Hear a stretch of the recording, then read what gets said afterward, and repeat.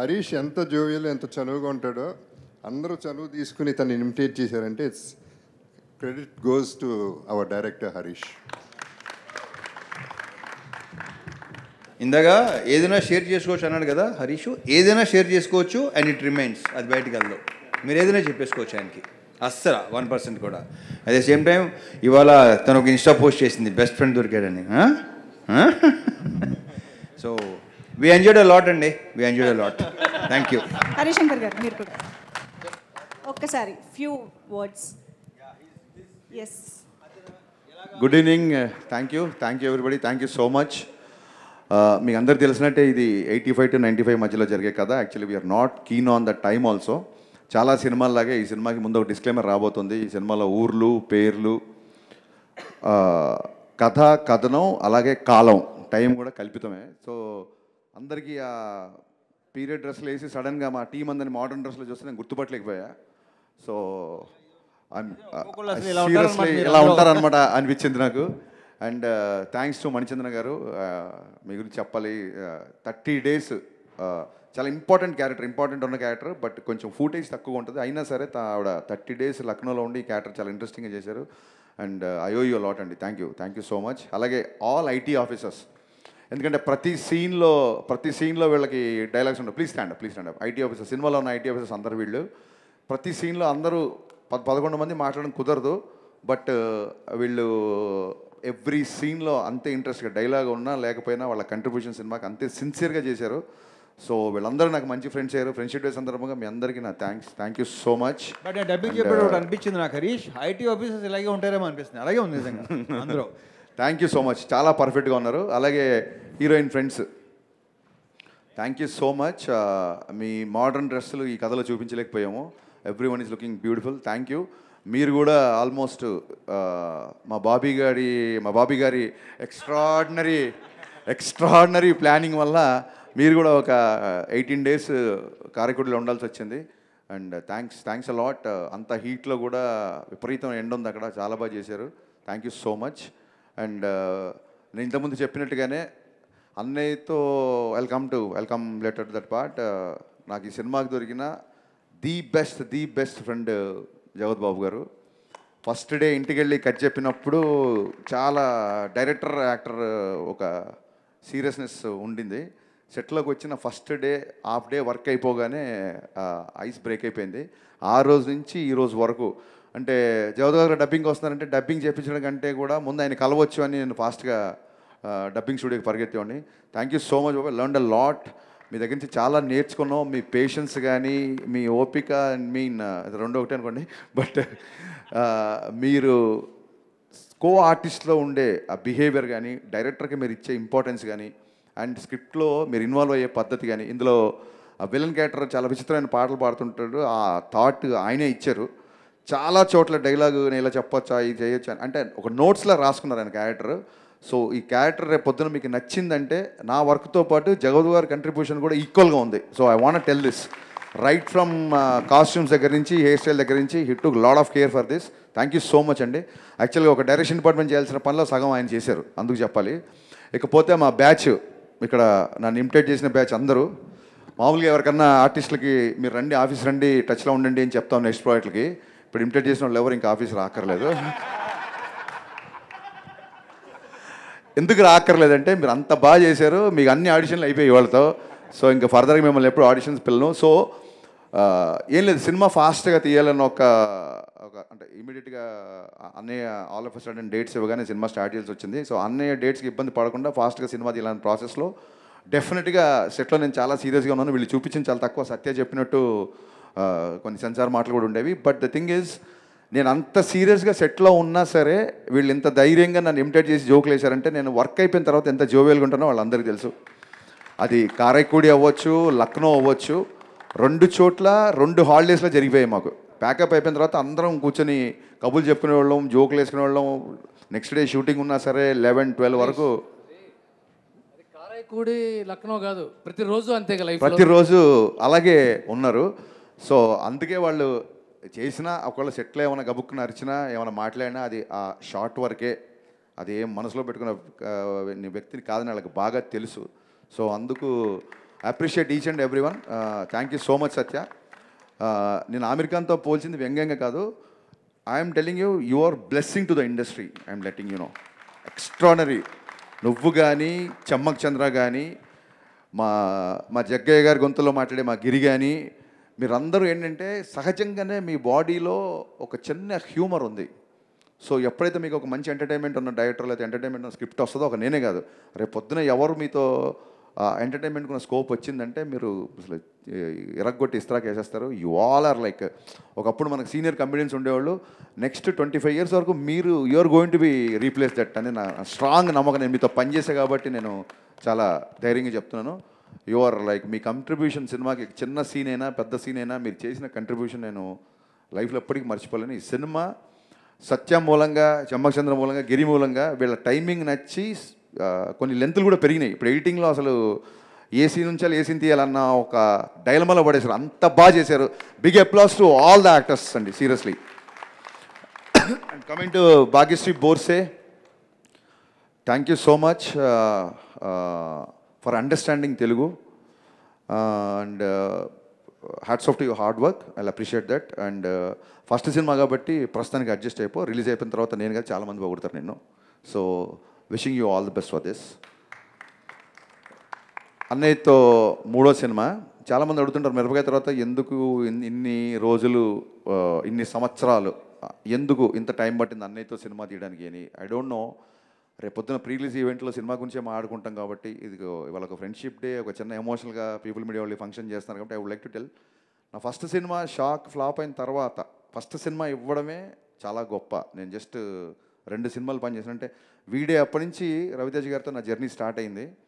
వీడే తర్వాత నా ఆటోగ్రాఫ్ తర్వాత షాక్ తర్వాత మళ్ళీ కొంతకాలానికి మిరపకాయ. అంటే నా లైఫ్లో ఒక 10-12 ఏళ్ళు కంటిన్యూగా రవితేజ గారు సెటిల్ అన్నాను 4 సినిమాలకి. ఆ సినిమాల మధ్య డిస్టెన్స్ ఉన్నా సరే మొత్తం నా లైఫ్లో major part, major cake of the portion I'm with him.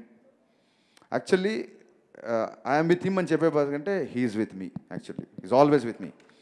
So ఎందుకు మిరపకాయ తర్వాత ఇప్పటికి అంత టైం పట్టిందంటే, నా షాక్ సినిమా ఫ్లాప్ అయిన తర్వాత మళ్ళీ పిలిచి మిరపకాయ ఇచ్చారు. మిరపకాయ హిట్ అయిపోయింది. హిట్ అయిపోయిన తర్వాత ఇది ఎలా ఉంటుందంటే, ఒక పెద్దన్న ఒక తమ్ముడికి బాగా చదివించి ఆయన ఒక జాబ్లో పెట్టిన తర్వాత మళ్ళీ ఆడి పద్దాకి ఇంటికి వెళ్ళి నాకు అది కావాలి ఇది కావాలి అడగకూడదు. నాకు ఒక దారి ఇస్తాడు, ఆ దారిలో నేను వెళ్ళిపోతున్నాను. మళ్ళీ వెళ్ళి అన్నయ్య నేను సినిమాకి మళ్ళీ సినిమా ఇవ్వు అంటే నాకు ఒక సక్సెస్ ఇచ్చి వదిలేసాడు నన్ను. ఇంకా నా లైఫ్ నేను చూసుకోవాలి అన్న ఒక చిన్న దాంతో తప్ప ఏ రోజు కూడా ఈ మిరపకాయ నుంచి మిస్టర్ బచ్చన్కి ఉన్న ఈ గ్యాప్లో మేము కలవని నెల లేదు, కలవని వెళ్ళని హాలిడే లేదు. సో ఎప్పుడు సినిమా గురించి మాట్లాడుకోవాలి. అంటే నేను చెప్పదలుచుకుంది ఏంటంటే, ఎక్కువ నస లేకుండా చెప్పాలంటే hour relation is beyond film. సినిమాకి అతీతమైంది మా రిలేషన్. ఆ రకంగా కుదరలేదు, అంతకు మించి వేరే రీజన్ ఏం లేదు. అండ్ మిస్టర్ బచ్చన్లో నా మాస్ మహారాజ్ని నాలాగే ఉన్న ఎంతోమంది ఫ్యాన్స్ ఎప్పటి నుంచో ఎలా చూడాలనుకుంటున్నారో అంతకు 100 times చూపించాను మట్టుకు చాలా గర్వంగా చెప్పగలుగుతాను. అది హ్యూమర్ అవ్వచ్చు, సాంగ్స్ అవ్వచ్చు, హీరోయిజం అవ్వచ్చు, ఎవ్రీవేర్ మీరు రవితేజ గారి నుంచి ఏమైతే ఎక్స్పెక్ట్ చేస్తారో అవి ఒక 100 రెట్లు ఎక్స్పెక్ట్ చేసిరండి. You will be satisfied. ఇది నేను రిలీజ్ 10 రోజుల ముందు చెప్తున్నాను. ఇది ఊరికే ఏదో సినిమా ఓపెనింగ్ గురించి చెప్పడం కాదు, సినిమా మొత్తం చూసి చెప్తున్న మాట ఇది. Thank you. ఇంతకంటే ఇంకేం చెప్పగలుగుతాను నేను మీకు. Thank you so much. Thanks a lot. ఎన్ని రకాలుగా చెప్పినా తక్కువే, ఎంత చెప్పినా తక్కువే. అంటే నన్ను ఇమిటేట్ చేశారు కదా చాలామంది, సరదాగా అన్నీ ఇమిటేట్ చేసి చూపిస్తాను నేను ఊరికే. ఎందుకంటే మీకు ఆన్ స్క్రీన్కి ఆఫ్ స్క్రీన్కి పెద్ద తేడా ఉండదు. అన్నీ ఆన్ స్క్రీన్లో ఎలా ఉంటారో ఆఫ్ స్క్రీన్లో కూడా అలాగే ఉంటారు. సో ఆఫ్ స్క్రీన్లో అంటే మేము ఎప్పుడన్నా హాలిడేకి వెళ్ళినప్పుడు, మేము సరదాగా ఎక్కడికైనా వెళ్ళినప్పుడు ఎలా ఉంటుందంటే, ఇది వినాలి, అదిగో. సో ఇదేంటంటే ఎలా ఉంటుందంటే, ఎంత నడక దగ్గర నుంచే అంటే ఎయిర్పోర్ట్కి ఇప్పుడు నేను మా చెరవి సుబ్బరాజు ఇలా మేము హాలిడేకి వెళ్తున్నప్పుడు అన్నయ్యతో మేము ఎయిర్పోర్ట్కి ఆయన మాకంటే ముందే వస్తాడని తెలుసు, అయినా సరే మేము ఎయిర్పోర్ట్కి పరిగెత్తేసరికల్లా ఆయన ఆల్రెడీ లాంజ్లో కూర్చొని ఉంటారు. ఎయిర్పోర్ట్లో మనకు ఎలా ఉంటుంది, ఏమన్నా ఎయిర్పోర్ట్కి వెళ్ళగానే అక్కడ షాప్స్ ఏంటి అదేంటి కొంచెం ఫ్లైట్ టైం ఉంటే ఇలా చూసుకుంటూ ఇలా వెళ్తుంటాం కదా. సో అన్నయ్యతో ఇలా చూసుకుంటూ, అన్నయ్య ఇది చూసావా అని తెలియజేసరికి ఆయన గేట్ దాటేసి లోపలికి వెళ్ళిపోయి ఉంటారు. ఆయన నడుస్తుంటాడు, మేము వెనకాల పరిగెడుతూ ఉంటాం, వెనకాల విపరీతంగా పరిగెడుతుంటాం, మామూలుగా ఉండదు. షాపింగ్కి వెళ్తాం కదా, నాకు అందుకంటే సినిమా ఇన్కమ్ ట్యాక్స్ కాబట్టి నాకు బాగా గుర్తొచ్చింది. ఆయనతో షాపింగ్కి వెళ్ళాం, న్యూయార్క్ షాపింగ్కి వెళ్ళాం. ఇన్కమ్ ట్యాక్స్ ఆఫీసర్ రైడ్ చేసినట్టే. షాపులోకి వెళ్తే ఒక ఇన్కమ్ ట్యాక్స్ రైడ్ చేస్తాడు కదా, దాని రేట్ ఎంత, అది ఏంటి, మన సైజ్ ఇలా ఇలా ఇలా అంటే మనం గబుక్కున వెళ్ళి మనం కొనాలంటే చూసి, ఎస్పెషల్ న్యూయార్క్ వెళ్తే నేను మా బావ ఏంటి మన మిడిల్ క్లాస్ ఫెలోస్ మేము, అది కొనాలనుకుంటే అది దాన్ని చూసి డాలర్లని మళ్ళీ ఫోన్ తీసి దాన్ని ఇంటూ 80-85 వేసరికి అబ్బాయి నా షాపింగ్ అయిపోయింది మీరు ఉందా, మీరు కొనుక్కోండి. ఎలాగ హీరో వెయిటింగ్ చేస్తే షాపింగ్ చేస్తే బాగుంటుందా, బా మీరు కొనుక్కోండి అబ్బాయి నేను వెయిట్ చేస్తాను. ఎలా వెయిట్ చేస్తాను, మొత్తం సగం షాప్ కొనేస్తాడు అక్కడ. ఎంత ఫాస్ట్గా అయిపోయిందంటే ఇక్కడ ఎవరో అక్రమంగా ఏదో దాచుకున్నారు, దాన్ని మనం సీజ్ చేస్తున్నట్టే ఉంటుంది షాపింగ్. ఫటా ఫటా ఫటా ఫటా ఫటా వేసుకుంటూ వెళ్ళిపోతారు. ఒకసారి ఏమైందంటే ఇలా షాప్కి వెళ్తే ఇంకా మా పరిస్థితి ఎలా ఉంటుందంటే ఆయన షాపింగ్ చేస్తుంటే వెనకాల నేను మా చోటు ఇలాగ బ్యాగులు పట్టుకొని నడుచుకుంటూ వెళ్ళడమే. ఎందుకంటే ఆయన పట్టుకుంటాడు, ఆయన ఏదో మాతో మోపిస్తున్నది కాదు, విపరీతంగా ఉంటాయి. సో ఒక మనిషి పట్టలేనంత ఉంటాయి, పట్టుకొని వెళ్ళడమే. ఒకసారి ఒక షాప్ వాడు ఏంటి ఆయన వెనకాల ఎంతమంది తిరుగుతున్నారు, హూ ఈజ్ హీ అని అడిగాడు. ఇప్పుడు వాడికి అమెరికాలో మాస్ మహారాజ్ అని ఎలా చెప్తాను నేను, యు నో టామ్ క్రూయిజ్ అంటే of course he's our Tom Cruise అన్నాను. ఆడికి అర్థం అవ్వాలని. సో ఇక్కడ వరకు బాగానే ఉంది. ఆయన మళ్ళీ పెద్ద షాప్ కదా, ఆయన ఎవరు అడిగారు, ఈడు you know Will Smith, he's our Will Smith అన్నాడు. వాళ్ళిద్దరు మాడుకుంటారు కదా, అదేంటంటే చచా కాదు ఆడి విల్ స్మిత్ అంటే కాదు ఇదంట, వాళ్ళు కొట్టుకేసుకున్నారు. వాళ్ళు మా దగ్గరికి వచ్చారు, your friend is saying Will Smith and you're saying Tom Cruise, what is this అంటే మేము గబుక్కునా నిజంగా హీరోనా మేము వాళ్ళ మీద జోకులు వేస్తున్నామా అన్నట్టు వాళ్ళు ఫీల్ అయిపోయారు, పాపం హట్ అయిపోయారు. నేను అన్నాను ఇద్దరు కలిపితే ఆయన అని చెప్పాను. సైట్ సీయింగ్ అంటే బాగా ఇంట్రెస్ట్. అన్నయ్య సైట్ సీయింగ్ గురించి మనం ఖచ్చితంగా మాడుకోవాలి. నేను చెప్పాలి, మేము ఒక మంచి అన్నయ్య మమ్మల్ని ఒక పెద్ద ఒక 46th floor 50th floor time స్క్వేర్లో బిల్డింగ్ టాప్ స్టార్ బిల్డింగ్లో కూర్చోబెట్టాడు. మాకేమో ఎప్పుడెప్పుడు కింద టైమ్ స్క్వేర్కి వెళ్ళి చూడాలా అని కోరిక. సైట్ సీయింగ్ అంటే ఒక కొత్త డెఫినేషన్ ఇచ్చాడు అన్నయ్య, అది మనం మీరు కూడా తెలుసుకోవాలి. సైట్ సీయింగ్ అంటే జస్ట్ సైడ్ నుంచి చూడడం అనమాట ఇలాగా, అది సైట్ సీయింగ్ కాదు, సైట్ సీయింగ్. కర్టెన్ తీయడం అద్భుతం అబ్బాయి ఈ దేశం అని మళ్ళీ కర్టెన్ వేసేయడం, మాకేమో కిందికి వెళ్ళాలి అది, మా మనసేమో టైమ్స్ గారికి వెళ్దాం వాటి తిరుగుదాం మళ్ళీ కూర్చొని మసే కబుర్లు చెప్పి గబుక్కున ఒక రోజు డ్రింక్ ఉంటే ఉంటుంది ఉండదు, అది పెద్ద మ్యాండేటరీ కదా. మళ్ళీ ఏదైనా డిన్నర్ చేసుకుంటావు ఎవ్రీ ఇయర్ రావాలి ఇక్కడికి అని మళ్ళీ డోరేజ్. ఆ కర్టెన్ తీయడం, అది చూడడం, మళ్ళీ వేయడం. మాకేమో కిందికి వెళ్ళి పబ్ హాపింగ్ చేయాలనో అది చేయాలనో అయితే అని అక్కడ ఒక 100-200 years ఓల్డ్ పబ్ ఏదో ఉందంట, లోపలంతా స్టోన్ స్ట్రక్చర్ ఉంటుందంట. నువ్వు చెప్పు బావా అన్నయ్య. ఇప్పుడు అతను హరీష్, నేను రవితేజ. అన్నయ్య అక్కడ ఒక కసబ్లాంకా అని ఒక పబ్ ఉంది అన్నయ్య, లోపల మొత్తం స్టోన్ స్ట్రక్చర్, అది మీరు వెళ్ళొచ్చేయండి.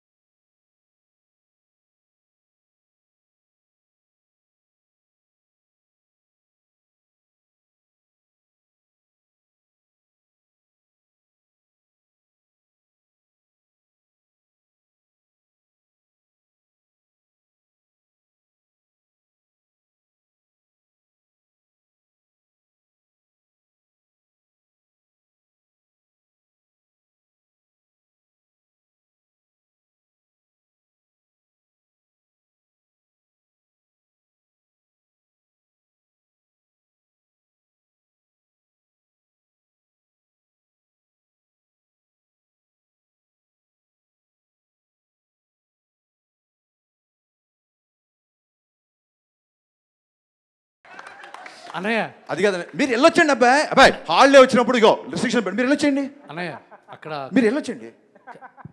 అక్కడ ఒక షూటింగ్ ఉందన్నయ్య, రియల్ గన్స్ తో, రియల్ బుల్లెట్స్. ఏంటి మనం హాలీవుడ్ గన్స్ మీరు కాల్చి వచ్చేయండి. సో అన్నయ్యతో హాలిడే ఇలా ఉంటుంది. But had a great times. ఎప్పుడు వెనక్కి తిరిగి చూసుకున్నా, ఫ్రెండ్షిప్ డేలో అని వెనక్కి తిరిగి చూసుకుంటే హాఫ్ ద సినిమా, నేను చెప్పేది సినిమా కాకుండా హాఫ్ ద సినిమా ఎక్స్ట్రాడినరీగా ఉంటుంది. అంటే ఆ హ్యూమర్ కానీ తనతో ఉండే ప్రతి సెకండ్ మాకు ఇవన్నీ గుర్తున్నాయంటే కారణం ఇవన్నీ జరిగి పాండమిక్ బిఫోర్ జరిగినాయి ఇవన్నీ. బట్ స్టిల్ ఇవన్నీ గుర్తున్నాయంటే కారణం కలిసిన ఫస్ట్ డేనే ఎరా అబ్బాయి అని కలిసిపోయి అంత ఫ్రెండ్లీగా ఉండడం, ఒక స్టార్తో ఉన్నాం అనే ఒక విషయం మర్చిపోయేలాగా బిహేవ్ చేయడం కేవలం మాస్ మహారాజ్కి మాత్రమే చెల్లింది. అండ్ మా కోరిక అదే, ఎప్పుడు ఎవరు ఎలా ఎన్ని సినిమాలు చేస్తారు ఏంటి మనకేం తెలీదు, మనం చేస్తాం కదా, మన సినిమాలు చేస్తాం. నేను చాలాసార్లు చెప్తుంటాను, ఈ రోజుకి మనం మాయాబజార్ చూస్తుంటాం, ఈ రోజుకి మనం మగలేసం చూస్తుంటాం. సో ఇప్పుడు మేము మళ్ళీ రేపు పొద్దున ఏముంటుందంటే ఏమైనా మగలేసం తీసారా అంటారు. లేదు, చూస్తున్నాం, చూడడానికి కూడా మీ పని. సో ఏంటంటే రేపు పొద్దున రాబోయే సంవత్సరాల్లో మేబీ ఒక 10 years తర్వాత, 15 years తర్వాత, 30 years తర్వాత కూడా ఇప్పుడు జరుగుతున్న ఇవన్నీ including today's date it will be a forever memory. Because ఏ ముహూర్తాన ఆయన సినిమా తీశారో నా ఆటోగ్రాఫ్ స్వీట్ మెమరీస్ అని, నిజంగా ఇవన్నీ మాకు స్వీట్ మెమరీస్. అన్నయ్యతో ఒక సూపర్ స్టార్ నా ఫ్రెండ్ అవుతాడని నేను ఎప్పుడు కళ్ళు అనుకోలేదు. ఫ్రెండ్ అయినందుకు నేను గర్వపడుతున్నాను. Thank you so much. Thanks a lot. Harishankar garu, మీ ఇద్దరి బాండింగ్ మాకు తెలుసు కాబట్టి మీరు రవితేజ గారికి కట్టడం కోసం మేము ఒక స్పెషల్ ఫ్రెండ్షిప్ బ్యాండ్ తీసుకొచ్చాము.